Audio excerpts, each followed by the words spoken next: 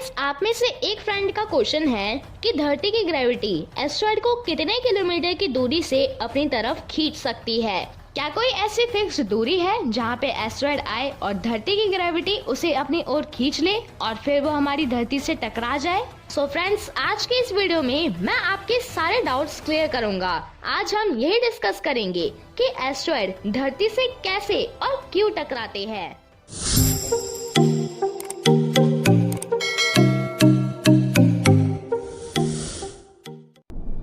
Friends, ये जरूरी नहीं है कि अगर कोई एस्टेरॉयड धरती के करीब आता है तो वो धरती से टकराएगा। बहुत से ऐसे एस्टेरॉयड्स हैं जो धरती के करीब आते हैं और चले जाते हैं।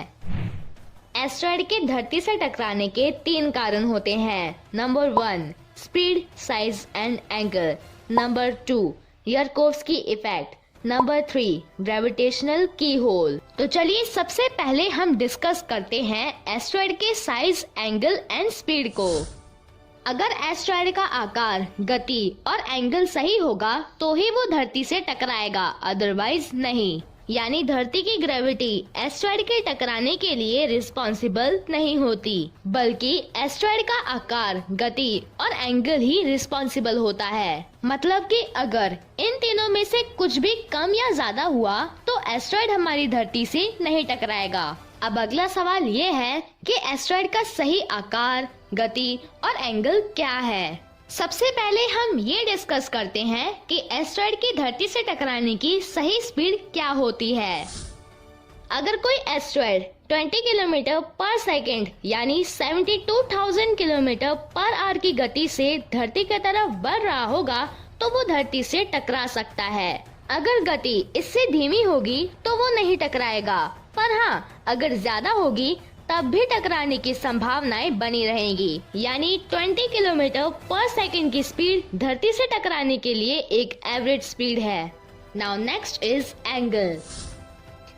फ्रेंड्स, अगर कोई एस्टेरॉयड 20 किलोमीटर पर सेकेंड की स्पीड से धरती की तरफ बढ़ भी रहा हो तो ये जरूरी नहीं है कि वो टकराएगा। वो तभी टकराएगा जब उसके आने का एंगल सही होगा, और सही इम्पैक्ट एंगल है 45 डिग्री। यानी अगर वो 90 डिग्री के एंगल से आता है तो उसकी टकराने की संभावनाएं काफी कम होती हैं, और अगर वो 180 डिग्री के एंगल से आता है तो भी नहीं टकराएगा, क्योंकि इन एंगल्स पे काइनेटिक एनर्जी कम रिलीज होती है। बट अगर वो 45 डिग्री के एंगल से आता है तो टकराने की संभावनाएं बढ़ जाती हैं, क्योंकि 45 डिग्री पे काइनेटिक एनर्जी ज्यादा रिलीज होती है, जिससे उसकी गति और भी बढ़ जाती है। अब अगला पॉइंट है साइज। जो एस्टेरॉयड 25 मीटर्स यानी 82 फीट से छोटे होते हैं वो धरती के एटमॉस्फेयर में आते ही जल जाते हैं और इनसे धरती पे कोई नुकसान नहीं होता। पर अगर कोई एस्टेरॉयड 1 या 2 किलोमीटर का होगा तो वो धरती के एटमॉस्फेयर में आके पूरी तरह से जल नहीं पाएगा और धरती को बुरी तरह से डैमेज कर देगा। तो ये थे सही स्पीड, एंगल और साइज। इन शॉर्ट, अगर कोई 1 किलोमीटर का एस्टेरॉयड 20 किलोमीटर पर सेकंड की गति से 45 डिग्री के एंगल पे धरती की तरफ बढ़ रहा हो तो ही हमें उससे खतरा है, अदरवाइज नहीं। तो हमें एस्टेरॉयड से डरने की जरूरत नहीं है, क्योंकि ये तीनों फैक्टर्स एक साथ पॉसिबल नहीं होते। Now next point is Yarkovsky effect.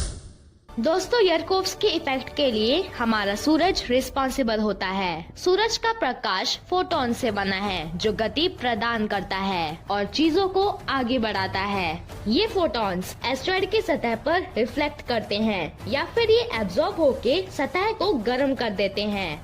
अगर एस्टेरॉयड की सतह फोटॉन्स को एब्जॉर्ब कर लेती है तो वो हीट के रूप में और भी ज्यादा फोटॉन्स बाहर निकालता है। फ्रेंड्स, धरती की तरह एस्टेरॉयड भी सन को ऑर्बिट करता है, इसलिए एस्टेरॉयड पे भी दिन और रात का साइकिल होता है।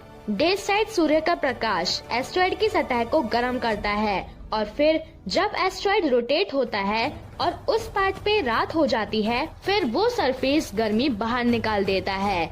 गर्मी का ऐसे बाहर निकलना एस्टेरॉयड की स्पीड को बढ़ा भी सकता है और कम भी कर सकता है।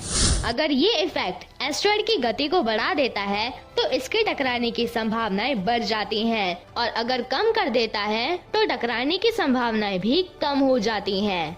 Now third and last point is gravitational की होल।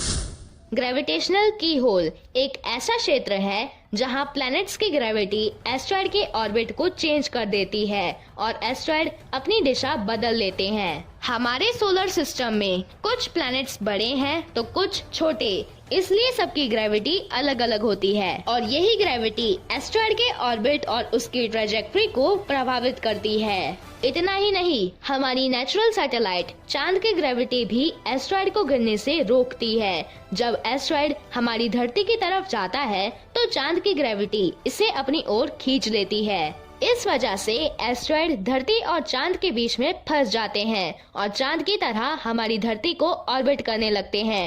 इन एस्ट्रॉयड्स को हम मिनी मून भी कहते हैं। सो फ्रेंड्स, ये थे वो 3 कारण जो एस्ट्रॉयड के धरती से टकराने की संभावनाओं को बढ़ा भी देते हैं और कम भी कर देते हैं। ऐसा बहुत कम होता है कि कोई बड़ा एस्ट्रॉयड हमारी धरती से टकराए, इसलिए हमें क्लोज आने वाले सभी एस्ट्रॉयड से डरने की जरूरत नहीं है। तो एस्ट्रॉयड पे आने वाली फेक न्यूज़ पे ध्यान मत दीजिए। अगर आपका इससे जुड़ा कोई सवाल है तो मुझे कमेंट में बताइए। And thank you so much for your love and support for Moneyverse. Thanks for watching.